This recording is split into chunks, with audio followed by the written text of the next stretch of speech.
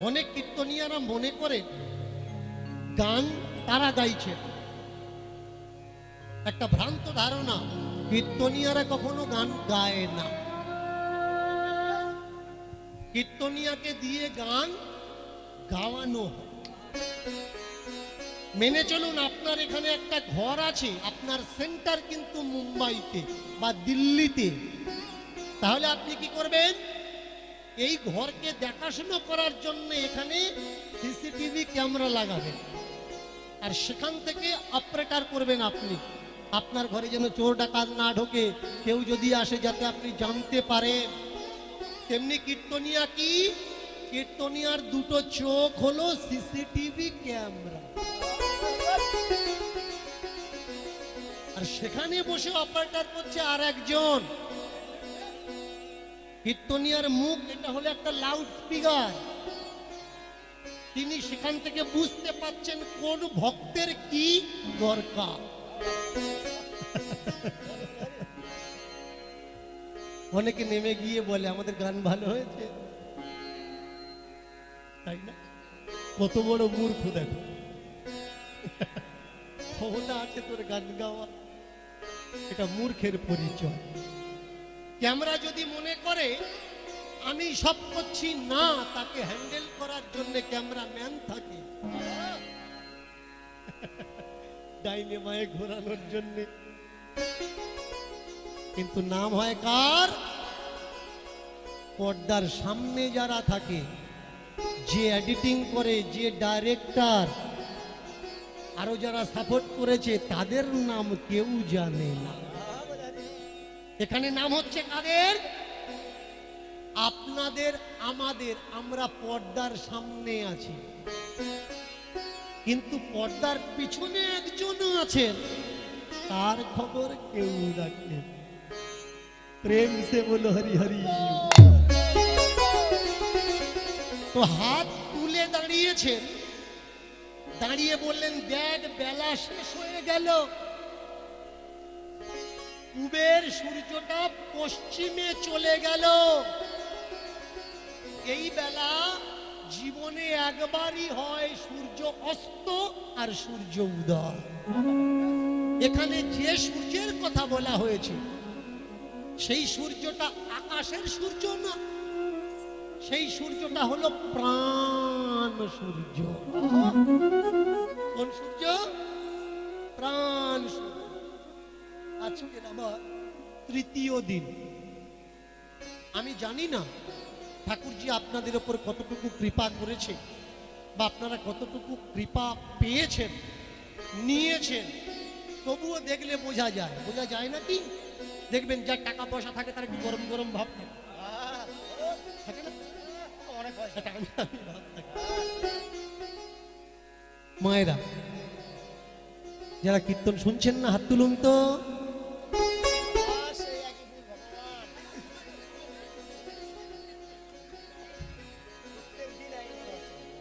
কেউ শুনছে না, কিছু কিছু ভক্ত তৈরি হয়ে গেছে বাবা। ঠকানোর পালা না, খোঁচাটা এই জন্যে মারছি। বোঝার চেষ্টা করো, শোনার চেষ্টা করো, নেওয়ার চেষ্টা করো, তা না হলে কিচ্ছু হবে না। গৌরাঙ্গ মহাপ্রভু দাঁড়িয়েছেন, মিথ্যে মিথ্যে আজগুবি গল্প দিয়ে মানুষকে বোঝানো হয়, কিন্তু মহাপ্রভুকে জানতে গেলে মহাপ্রভু এত সহজ না, বাচ্চা ছেলের খেলনা না যে আপনি যাবেন আর মহাপ্রভুকে জেনে নেবেন। দেখবেন কীর্তনিয়াদের বলতে শুনবেন, একটা গল্প তুলে ধরছি, ভালো করে মন দিয়ে শুনুন। নিমাই কবে এসেছেন? নিমাই আসার আগে ক্লু দিয়েছেন। সেটা কি? অদ্বৈত আচার্য, অদ্বৈত, দ্বৈত না, কিন্তু দ্বৈত ভাব নয়, অদ্বৈত নাকি অদ্বৈত। দ্বৈত গুণ নাশ করলে তারপর অদ্বৈত ভাব প্রাপ্ত হয়। চিঠি লিখতে কোথায়? ঠাকুরজির কাছে। হে প্রাণবল্লভ, তুমি এসো, তুমি তো বলেছো গীতায় यदा यदा हि धर्मस्य ग्लानिर्भवति भारत अबुद्ध्यानाम् अधर्मस्य तदात्म्यानां प्रियम्यहं परित्राणाय साधूनां विनाशाय च दुष्कृतं धर्म संस्थापनार्थाय संभवामि युगे।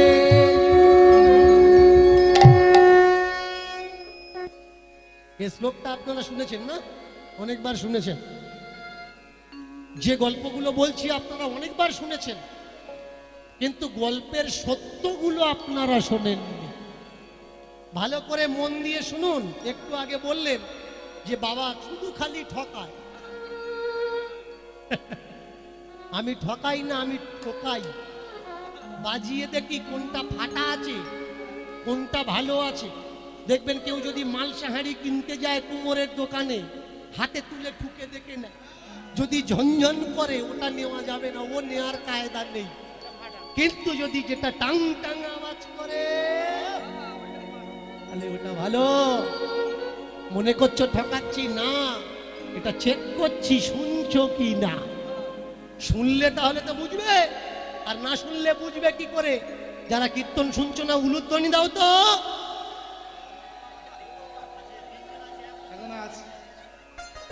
আমি কথা দিচ্ছি 10টায় নেমে যাব। সপ্না বললাম যারা কীর্তন শুনছো না তারা উলুধ্বনি দাও। এর মতো লজ্জার আর কি আছে? আচ্ছা, ওই যে কটা আছে কেমন, ও কটাও সরবে, সারবে, আমি কথা দিলাম। যদি না সারে আমাকে বলবেন যে বাবা কই সারলো না, সারিয়ে দেব। তারপরে একটু মন দিয়ে শুনুন। অদ্বৈত আচার্য, আস্তে ছোট্ট করে, অদ্বৈত আচার্য প্রত্যেক দিন চিঠি পাঠাতেন। কোথায়? ডাক অফিসে। ডাক অফিসটা কোনটা? সুরধনী গঙ্গা। এখানে দিতেন কেন না? ঠাকুরজির পাদ ও পদ্ম থেকে গঙ্গার জন্ম হয়েছে, তাই এখানে ফেললে সেন্টারে চলে যাবে। সেজন্য তিনি লিখতেন কৃষ্ণায় রাধায় গোবিন্দায় নমো নমো। ভালো করে শুনবেন। তিনি তো লিখতে পারতেন প্রভু এসো, তাই না? তানিকে না লিখে কি লিখলেন? কৃষ্ণায় রাধায় গোবিন্দায় নমো নমঃ। মনের ভাবনা না লিখে ঠাকুরজির চরণে লিখলেন কৃষ্ণায় রাধায় নমো নমঃ। বিশ্বকবি রবীন্দ্রনাথ ঠাকুর যখন মেসে ছিলেন, ছোট্টবেলায় দূর থেকে বাবার কাছে চিঠি লিখলেন। কি মাত্রা ছিল না, বর চরণ নমস। কেন? বাবা বুঝতে পারলেন বাবার কথা মনে। যার সঙ্গে যার প্রেম হয় তার কাটা দাগ দেখলে সে বুঝে নেয় বলতে চাচ্ছে কি।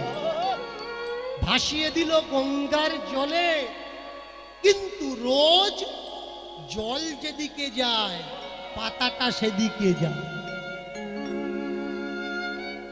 লিখতে লিখতে বেশ কয়েক বছর কেটে গেল। স্ত্রী একদিন জিজ্ঞাসা করছেন, হ্যাঁ গো মনটা খারাপ কেন?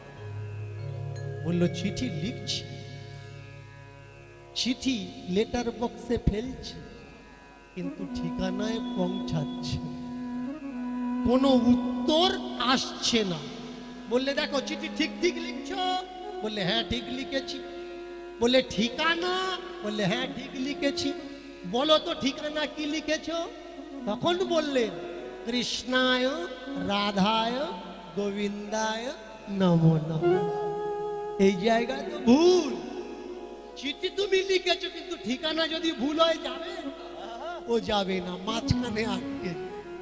কৃষ্ণ থাকেন কোথায়? কৃষ্ণের কাছে না, কৃষ্ণ থাকেন রাধার কাছে। এর জন্যে রাধায় কৃষ্ণায় গোবিন্দায় নম নম লেখো। যেদিন লিখলেন সঠিকটা, সেই দিন তুলসী পাতাটা এই দিকে গেল না, এবার উল্টো দিকে যাচ্ছে। আপনারা গল্পটা শুনেছেন, তবু আমি বলছি কেন না, কারণ আছে, ভালো করে মন দিয়ে শুনো। উজান নিল, আচার্যজি জানতে পারলেন আজকে ঠিকানায় পৌঁছাবে। গঙ্গার পাট ধরে ছুটতে লাগলেন পাতার পিছনে পিছনে, গিয়ে দেখলেন সচিমার ঘাট, যেটা বর্তমান বলা হয়, এই সচি ঘাটে দেবী স্নান করছেন আর তুলসী পাতাটা তার চতুর্দিকে প্রদক্ষিণ করছেন। আচার্য বুঝতে পারলেন এই বাড়িতে তিনি আসেন। জলে নেমে যখন কেউ জল তর্পণ করে দেখবেন চোখ বন্ধ করে তর্পণ করতে হয়। কেউ কেউ গন্ডুসে জল পান করে, কেউ কেউ আবার জলে জলাঞ্জলি দেয়। দেবী কি করলেন? গন্ডুসে জল পান করলেন আর সেই তুলসী পাতাটা তার উদরে প্রবেশ করল। এইবার দিন যায় দিন যায়, যেদিন ঠাকুর এলেন, যেদিন ঠাকুর ভূমিষ্ঠ হলেন, সেদিন কান্না আর থামছে না, কোনো মতে থামছে না।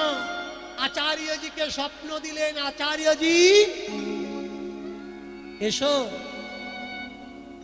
আমি অনাহারে আছি। কেন? মা অদীক্ষিতা, মাকে দীক্ষা দাও, তবে স্তনদুগ্ধ আমি পান করব, তা না হলে আমি পান করতে পাচ্ছি না। অদ্বৈতাচার্য আসলেন, তিনি মাকে দীক্ষা দিলেন। তারপর ঠাকুর স্তন অমৃত পান করলেন। গল্পটা শুনেছেন না? শুনেছেন তো? এবারে আমায় বলুন, যিনি ব্রাহ্মণের কন্যা, ব্রাহ্মণের স্ত্রী, নিয়ম 5 বছরের দীক্ষা নেওয়া, মেনে নিলাম সচী দেবী 5 বছরের দীক্ষা হয়নি, তাহলে বিয়ের পরে স্বামী স্ত্রী দুজন দীক্ষা নেয়, মেনে চলুন স্বামী স্ত্রীর দীক্ষা হয়নি। পুত্র সন্তান আসার পরে দীক্ষা নেয়, মেনে চলুন দীক্ষা নেয়নি। আমি নিমাইকে বলবো, নিমাই, জন্ম নেওয়ার পরে মনে পড়লো মাকে দীক্ষা দাও, তা না হলে স্তনদুগ্ধ পান করব না। ওই গর্ভে ঢোকার আগে মনে পড়লো না যে অদীক্ষিতের গর্ভ, এই গর্ভে ঢুকবো না, দীক্ষা দাও তারপরে ঢুকবো। ভালো করে খেয়াল করবেন কথার পয়েন্টগুলো, কোথায় কোন সত্য লুকিয়ে আছে। এটা কি নিছক গল্প না একটা কোনো নিশানা? ভালো করে শোনো। বাচ্চা যখন পেটে থাকে, বাচ্চা কি খায়? কি খায়? মাজা খায়, তাই খায়। তাহলে যখন পেটে ছিলিস 9-10 মাস কিচ্ছু খাসনি, বেরিয়ে এসে খাওয়ার কথা এত মনে পড়লো কেন? এত খাই খাই কেন? এই কথাটা কেন বলা হয়েছে? এই গল্পটা এই জন্যে বলা হয়েছে যাতে প্রত্যেকটা মা দীক্ষা নেয়। কিন্তু তার জন্য নিমায়ের দোষ দেওয়ার কারণটা কি? অন্য কোনো প্রমাণ ছিল না? দীক্ষা নেওয়া বা দেওয়ার জন্য বহু প্রমাণ দেওয়া যায়, কিন্তু যিনি এলেন আমাদের উদ্ধারের জন্য, তার মাথায় এত বড় কলঙ্কের কালি দেওয়ার কি দরকার ছিল? আমার তো মনে হয় কোনো প্রয়োজন ছিল না। প্রেম সে হরি। সেই নিমাই আজকে দাঁড়িয়েছেন, দাঁড়িয়ে বললেন, কে কি নিবি তোরা? কে কি কি নিবি? আমরা অনেকে বলি টাকা নেবো, বাড়ি নেবো, গাড়ি নেবো, জায়গা নেবো, জমি নেবো, বলি না? ঠাকুর ডাকলেন, কে কি নিবি? কিন্তু যারা ভক্ত তারা বুঝতে পারলেন কি, কে কি নিবি? কে কি নিবি নয়, কে কি নিবি। এই আপনারা যেমন মাঝে মাঝে উলুধ্বনি দিচ্ছেন, হাত তুলছেন কেন? আমি বলছি, কিন্তু আমার অর্থটা আপনারা ভুল মনে করছেন। শব্দের অর্থ বোঝা লাগবে, তা না হলে কীর্তন বলাও বেকার, শোনাটাও বেকার, কোনো ফল হবে না। কেনার জন্য ডাকলেন, কে কিনিবি আয়। গিয়ে দাঁড়ালেন ভক্তগণ, বললেন প্রভু আমি নেব, কি লাগবে বলো, তাও দেখি আমার। প্রভু কয়ে শুনো, এ জিনিস নয় বিক্রি করার, আমি এমনিতে দেবো, এমনিতে দিয়ে দেবো। বললে এমনি দেবে, তাহলে দাও আমার, দেখি দাও।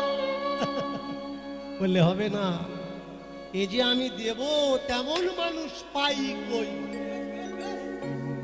তেমন মানুষ আমি কারো দেখছি না যে আমি তাকে এই দায়িত্বটা দেব। বললো তাহলে কি কেউ নেই? বললে নেই, কে বলেছে আছে, তার জন্য আমি অপেক্ষা করছি, দেব যারে তেমন পাইকারে। বললে কি বললে? বলে পাইকারে। পাইকার মানে যে বাগানের সব জিনিস একসঙ্গে নেয় তাকে পাইকার বলে। আমি একজনকে দেবো, একসঙ্গে দেব। ও ঠাকুর, তেমন মানুষ যদি না পাও তাহলে কি কাউকে দেবে না? বলে দেব, দেব আমি দোকানদারে, দেব আমি দোকানদারে, দেব আমি দোকানদারে, দেব আমি দোকানদারে। যদি না পাই পাইকারে, দেব আমি দোকানদারে। যদি না পাই পাইকারে, দেব আমি দোকানদারে। যদি না পাই পাইকারে, দেব আমি দোকানদারে। আমি যদি না পাই পাইকারে, দেব আমি দোকানদারে। বুঝলাম না, যদি পাইকার না পাও তাহলে কাদের দেবে? বললে দোকানদারে। দোকানদারকে বললে যারা রাস্তায় রাস্তায় ফেরি করে, যাদের বাঁধা দোকানদার, এদের দেবো না। এক জায়গায় দোকান খুলে বসে আছে, এদের কাছে দেবো না। কাদের কাছে দেবো? আমি পাইকারকে দেব। পাইকারকে না, যে রাস্তায় রাস্তায় ফেরি করে তেমন পাইকারে দোকানদারে দেব। কারণ যদি বাঁধা দোকানদারকে দিয়ে এক জায়গায় জমা হবে, আর যদি খুচরো দোকানদারকে দিই তাহলে পাড়ায় পাড়ায় ফেরি করবে, ফেরি করবে, ফেরি করবে, ফেরি করবে, ফেরি করবে, ফেরি করবে। ফেরি করবে, ফেরি করবে। আমার নাম বিলিয়ে দেবে, ফেরি করবে, ফেরি করবে। ফিরিয়ে দেবে, ফেরি করবে, ফেরি করবে। আমার নাম বিলিয়ে দেবে, ফেরি করবে, ফেরি করবে। ওই আমার নাম বিলাবে, ফেরি করবে, ফেরি করবে। আচ্ছা মেনে চলো, তেমন মানুষও পেলেন, খুচরো দোকানদার তুমি পেলেন, তাহলে কি করবে? বললে শোনো, খুচরো দোকানদার যদি নাম আমি না পাই তাহলে কি করব জানো? এই নাম আমি ছড়িয়ে দেব। কি বললেন? নাম আমি ছড়িয়ে দেব। আমরা শুনলাম কি উনি ছড়িয়ে দেবেন, উনি বললেন না, ছো না ছা,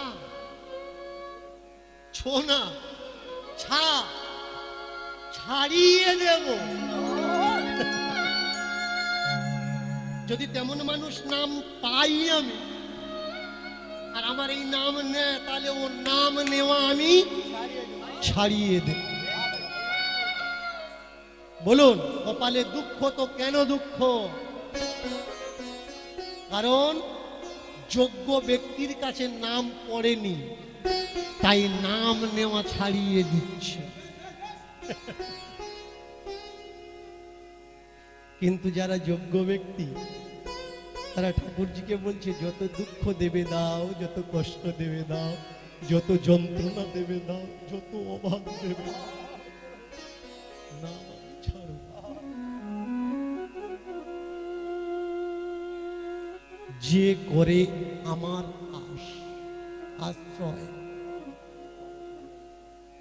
তার করি আমি সর্ব, কিন্তু যে ছাড়ে না আমার আশ, পরে আমি হই তার দাসান্ত। ঠাকুর আমার দাস হওয়া লাগবে না, আমাকে তোমার দাস করে। হাজারো লাখো কষ্ট সহ্য করার ক্ষমতা আমার নেই। যদি কোনো অন্যায় করে তাকে কষ্ট দিও, কিন্তু সেই সঙ্গে সঙ্গে সহ্য করার ক্ষমতা। হে পরমানন্দ, আর কিচ্ছু চাই না। না কোনোদিন বলবো সুখম দেহি यशम देहि धनम देहि, बोलूं तो मैं बोलूं दोनों चरणम देहि पाद पद्म देहि। মহাপ্রভু তাই দুটো হাত তুলে দাঁড়িয়ে আছে। এর আরেকটা কারণ, দুটো হাত তুলি হরি বলি একই ভাবের উদয়। দুটো হাত তুলি, ভালো করে খেয়াল করবেন, শব্দের দিকে ধ্যান লাগাবেন। দুটো হাত তুলি, তুলি কি হয়? তুলি মানে ব্রাশ। যারা পেন্টিং করে, ছবি আঁকে, তাদের কাছে তুলি থাকে। মহাপ্রভুর এই দুটো হাত কি? তুলি। দুটো হাত তুলি দিয়ে, অন্য কোন তুলি বা ব্রাশ দিয়ে না, দুটো হাত তুলি দিয়ে যারা যারা এগিয়ে গেলেন, করলেন কি? কাছে ডেকে তাদের হৃদয় পরে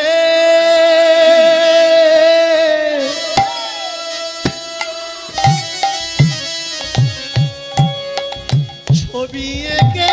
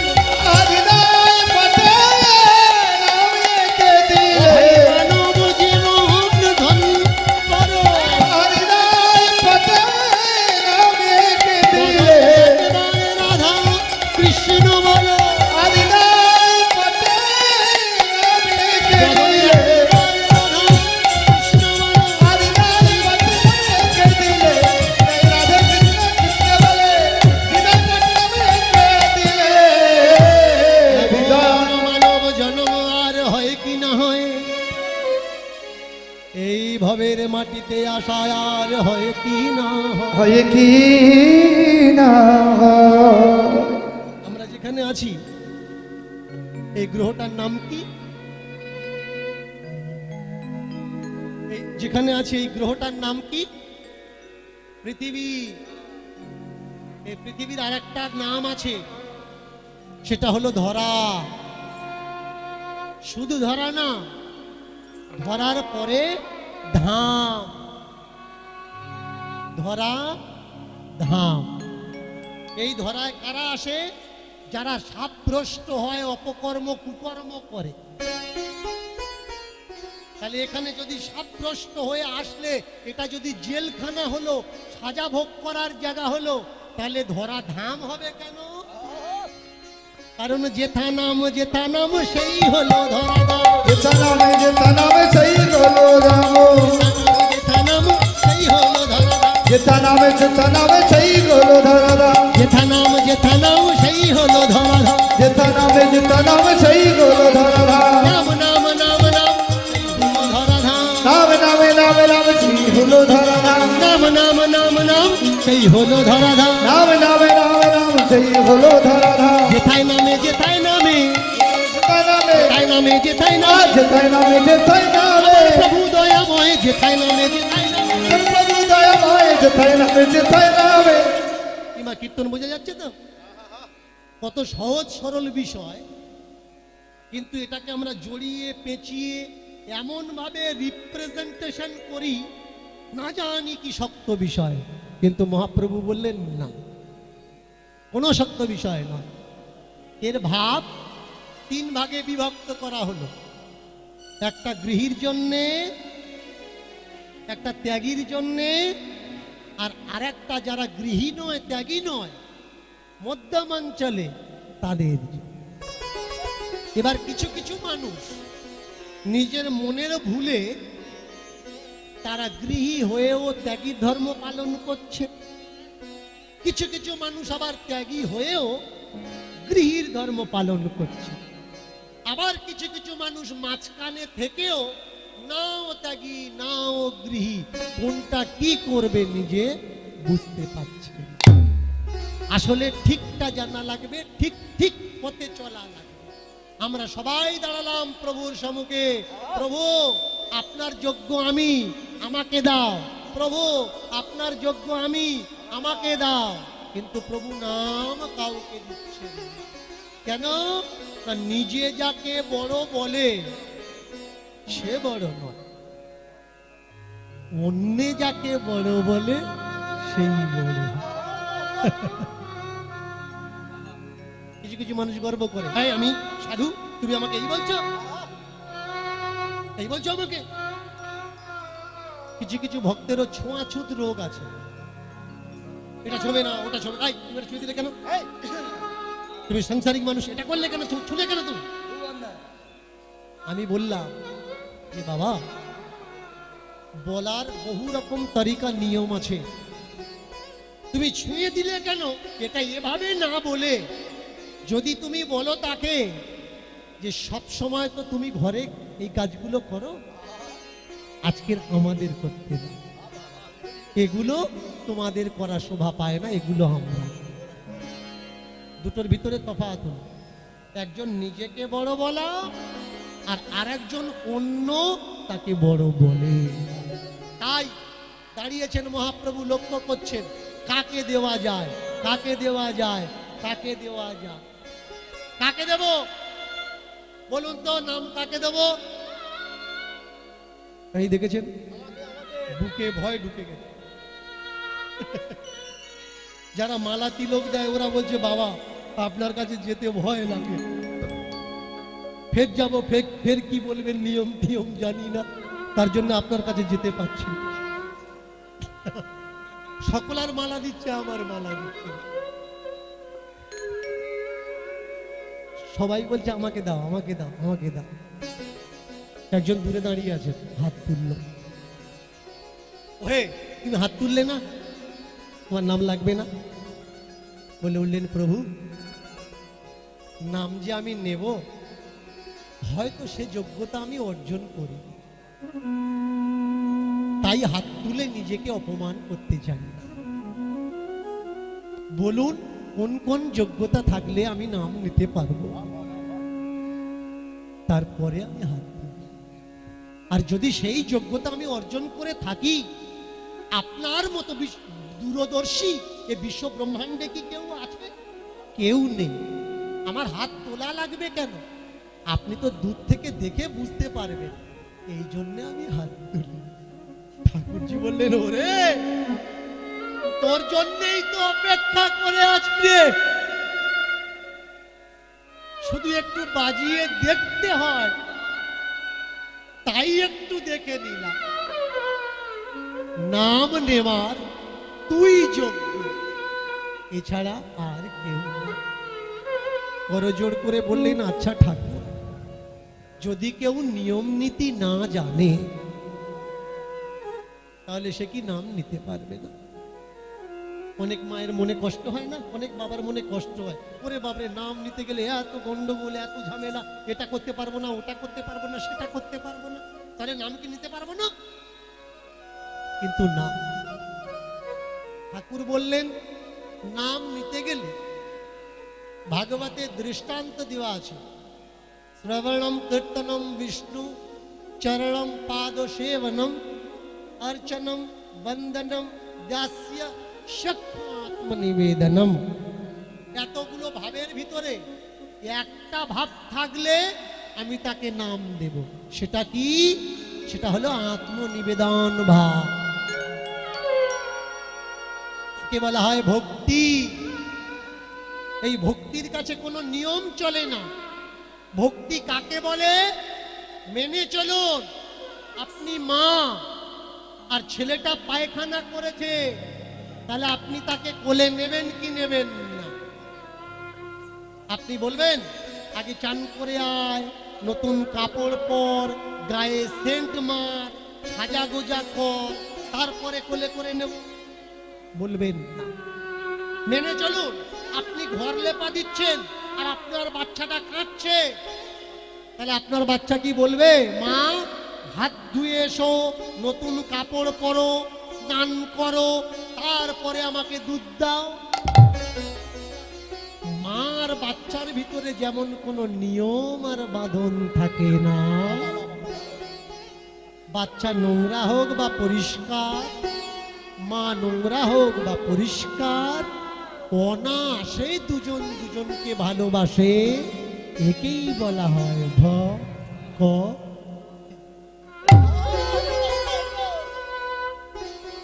মেনে চলুন। একটা ফল কেউ খেয়েছে, আপনি দিতে পারবেন ঠাকুরজিকে সেই ফলটা? পারবেন? একটা ফল কেউ খেয়েছে, এটা করেছে, দিতে পারবেন? কিন্তু শবরীর দিকে তাকিয়ে দেখুন। যেদিন ছোট ঠাকুর রাম আর লক্ষ্মণজি গেলেন, পদ্ম পাতা বিছিয়ে দিয়েছে, দিয়ে চেরি, বরই, এইসব ছোট্ট ছোট্ট ফল দাঁত দিয়ে কাটছে। কন্ডিশনটা কেমন? সারা মুখে দাঁত নেই, কিন্তু শুধু উপরে একখানা দাঁত আছে, আর মুখ থেকে বিশ্রী দুর্গন্ধ বেরুচ্ছে। দেখে মনে হচ্ছে অনেক বছর দাঁত মাজেনি। সেই পরিস্থিতিতে দাঁতে কামড়ে পদ্ম পাতায় দিচ্ছে, দাঁতে কামড়ে পদ্ম পাতায় দিচ্ছে, দাঁতে কামড়ে পদ্ম পাতায় দিচ্ছে। লক্ষ্মণজি বলে বললেন, ও ঠাকুর, এ আবার কিরকম ভক্ত? আগে নিজে খায়, পরে আপনাকে দেয়। তা আমাকে জিজ্ঞাসা করছো কেন? যে দিচ্ছে তাকে জিজ্ঞাসা করো, যে দিচ্ছে তাকে জিজ্ঞাসা করো। এইবার ছোট ঠাকুর বললেন, আচ্ছা ঠাকুর সেবা তুমি জানো? কি করে ভগবান সেবা করতে হয়, ভগবান সেবা করতে হয় তুমি জানো? বললেন, না না জানি না। যদি কোনো ভুল ত্রুটি হয়ে থাকে বলো। ভুল তো অবশ্যই হচ্ছে। ঠাকুরকে সেবা দিচ্ছ আর দাঁত দিয়ে কেটে দিচ্ছ, তুমি জানো না এটা উচ্ছিষ্ট হচ্ছে? বললে, না না ও ঠাকুর, উচ্ছিষ্ট না, বুনো ফল, কোনটা মিষ্টি, কোনটা টক, কোনটা তেতো, কোনটা ঝাল বুঝবো কি করে? আমার ঠাকুর যে রাজার ছেলে, রাজভোগ খায়। আমার মনের ভুলে যদি তেতো ফলটা ঠাকুরের পাতে পড়ে, যদি একটা বিস্ফল পাতে পড়ে, আর সেই বিস্ফল যদি আমি আগে দাঁতে ঠাকাচ্ছি, তাহলে আমি মরে গেলে আমার ঠাকুর আমার বাঁচাতে পারবে। কিন্তু ঠাকুর যদি বিস্ফল খেয়ে মারা যায়, আমি কি করে বাঁচাবো? আহা, হরি হরি। দেখেছেন, এক প্রাণ হতে হয়, একে বলা হয় ভক্তি। আপনারা রামায়ণে শুনেছেন বিশল্যকরণী, অস্থি সঞ্চারিণী আর মৃত সঞ্জীবনী। বিশল্যকরণী অনেকের বাড়িতে পাওয়া যায়, লাল লাল পাতা হয়, লাল বিষহরি যাকে বলা হয়, একে বলা হয় বিশল্যকরণী। মৃত সঞ্জীবনী, অস্থি সঞ্চারিণী। অস্থি সঞ্চারী পাওয়া যায় যাকে হাড় ভাঙা গাছ বলে। এতটুকু করে পয়েন্ট পয়েন্ট হয়, গ্রন্থি গ্রন্থি হয়, 4টে করে শিরা থাকে। এবার বলুন তো, মৃত সঞ্জীবনী, অস্থি সঞ্চারিণী, বিশল্যকরণী। বিশল্যকরণী জানি, অস্থি সঞ্চারিণী জানি, মৃত সঞ্জীবনী কোনটা বলতে পারবেন? আমি কথা দিচ্ছি, যদি পারেন মৃত সঞ্জীবনী কোনটা। পাশে বসে আছে আমাদের সাধু বাবাজি, কীর্তন করব, টাকা নেবো, আপনার হাতে দিয়ে চলে। যদি জানা থাকে বলুন, আর যদি না জানা থাকে বলুন, বলে দেবো, বলে দেবো। হ্যাঁ, ভালো করে মনে শুনে রাখুন যে মৃত সঞ্জীবনী কাকে বলা হয়। মৃত সঞ্জীবনী মানে উড়িষ্যার যে ঘাস বিক্রি হয়, শুকনো ঘাস, এটা মৃত সঞ্জীবনী না। কোনটা মৃত সঞ্জীবনী? সেদিন লক্ষণ ওই প্রসাদটা পায়নি, সেদিন ওই লক্ষণ ওই প্রসাদটা নিজের কাছে রেখে দিয়েছিলেন। কেন না, ঠাকুর ওকে পাওয়ার জন্য অনুমতি দেয়নি।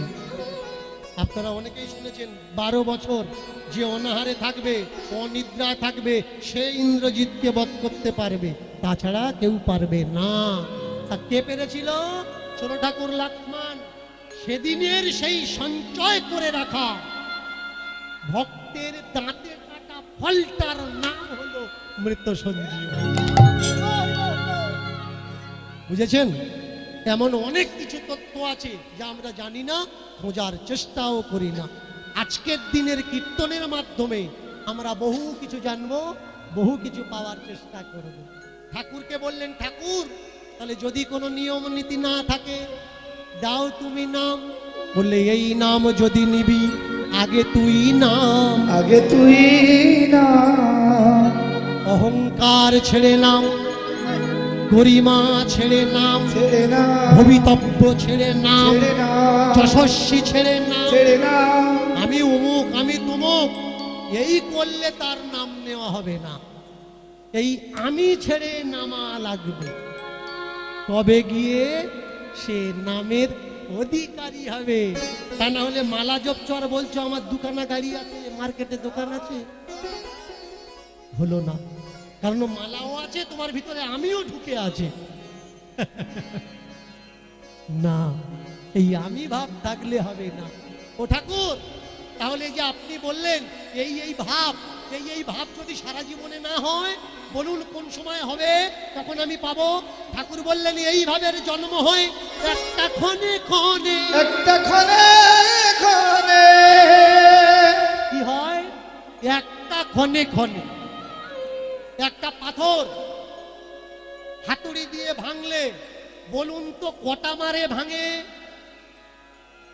কটা মারে ভাঙে পাথর? অনেকে মনে করেন 10টা 20টা 30টা, তাই না? কিন্তু পাথর 30টা ঘায়ে ভাঙে না, একটা ঘায়ে ভাঙে। তবে এই 29টা ঘা, 30টার ভিতরে 29টা কেন? কেন কি? ঠিক পজিশন মতো পড়েনি, এর জন্যে 29টা বেকার পড়েছে আর একটা ঠিক জায়গায় পড়েছে। আপনার বয়স হয়ে গেছে, এখনো পর্যন্ত নেননি। কেন নেননি? এ পর্যন্ত ঠিক ভাবের উদয় হয়, তাই নেননি। এবার যেদিন ঠিক ভাবের উদয় হবে সেদিন বলা লাগবে না। এখনো ভাব হয়নি, তাই বলছেন ভালো গুরু পাচ্ছি না। যেদিন ভাব হবে, পাচ্ছি না বলে বাড়িতে বসে থাকবেন না, সেদিন আপনি খুঁজবেন।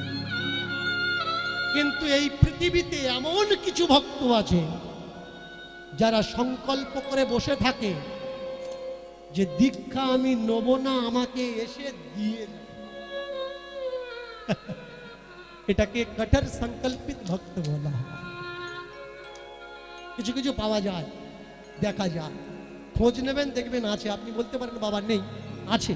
তারা এখনো অনেকে দীক্ষা নেয়নি, কারণ তার প্রতিজ্ঞা ঠাকুর তুমি এসে দেবে। মাধ্যমে কেন নেব, সোর্স ধরে কেন যাব?